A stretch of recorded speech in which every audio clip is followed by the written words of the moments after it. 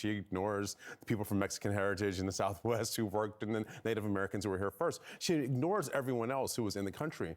So the problem is they've got to figure out how to Trump has got to figure out how to hold these people together. I just don't know if it's possible. Because at the end of the day, the only way the country grows is if we do have more immigrants who come into the country who help populate and move the country forward, and that we make it more diverse, where we recruit and retain people from different backgrounds into these tech industries so that we can have an economy that can compete with everybody in the world. Yeah, well, and Jonah, on that front, we heard from Loomer earlier today saying, still pushing her position. Obviously, as I read just a moment ago, Elon Musk is very much still advocating for his, despite the immense backlash he's been facing. But listen to what Loomer said about what she plans to do with her position on this earlier. I'm going to escalate it all the way up to President Trump. I'm going to take it to advisors, and I'm going to take it to people I know who have been appointed to cabinet positions. And I'm going to ask them, is this the type of America that we're going to be living in? Are these the campaign promises that were made to MAGA and the American people?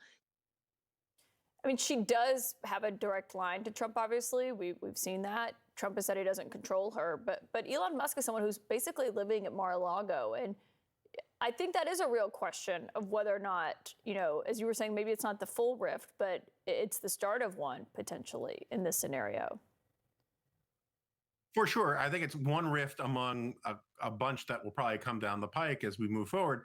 But look, I mean, it would take a heart of stone not to laugh at this situation that they've gotten themselves into. Trump, is this classic, what do I have to do to put you in this condo today kind of salesman?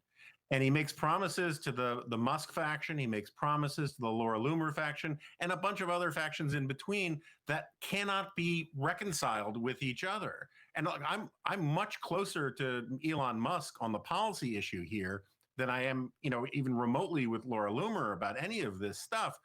But one of the ironies of all this is that all of these people across the spectrum, they rode this populist tide in, claiming that establishment Republicans and conservative establishment and the old Reaganite crowd, the old National Review crowd, they don't know anything and all the answers are super easy and we know exactly what to do. And then it turns out they come in and it turns out this stuff is really complicated. H-1B program is complicated for how you reform it, how do you expand it, what do you do about chain migration? And the serious people were all pushed aside in favor of all of these populist yahoos from Steve Bannon on down.